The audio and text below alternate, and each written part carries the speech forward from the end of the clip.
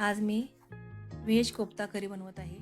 त्यासाठी मी हे व्हेज कोफ्ते सर्व साहित्य घालून तळून घेतलेले आहेत। ह्यात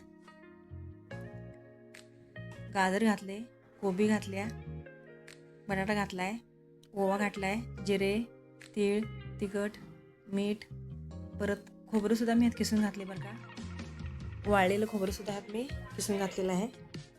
तर हे अतिशय चवीला उत्तम आणि सर्व भाज्या असल्यामुळे फार पौष्टिक आहे। हे एकदा माझ्या पद्धतीने तुम्ही करून बघा। माझ्या चॅनलला सबस्क्राईब करा, लाईक करा आणि शेअर करा। हे तळताना पहिल्यांदा एकदम कडक तेल करायचं। कोफ्ते त्यात घातले की मग ते फ्लेम जरा बारीक करून घ्यायची आणि बारीक फ्लेमवर चांगली ते 7 ते 8 मिनटं व्यवस्थित तळून घ्यायचे। म्हणजे आतला सगळा जे आपण मसाला भरला आहे सगळा तळून व्यवस्थित सेट होते आणि हे इतकं सुंदर आणि एकदम छान ही भाजी होत्या बरं का। रस भाजी करून बघा। तर त्यासाठी लागणारं साहित्य म्हणजे ही कोबी, हा बटाटा, गाजर, टोमॅटो आणि ह्या मिरच्या। तर हे सगळे मी आता काय करतो, बटाटा हा किसून घेतला आहे, हा गरम मसाला, ओवा, लाल तिखट, हे तीळ आणि हे जिरे आणि हिंग, हे मीठ,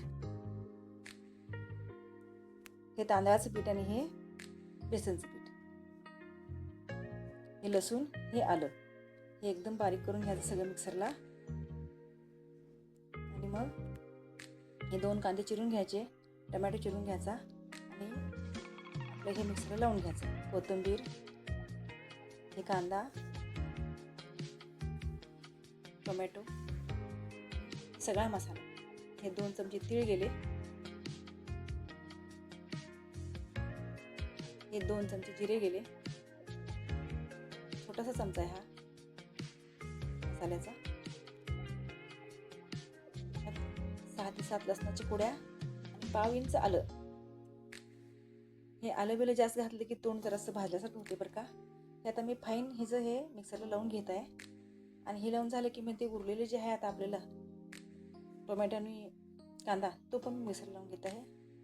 ही लाल मिरची टाकून घ्यायची, ते आपल्या आवडीप्रमाणे आहे बरं का, ह्याची क्वांटिटी किती पाहिजे ती।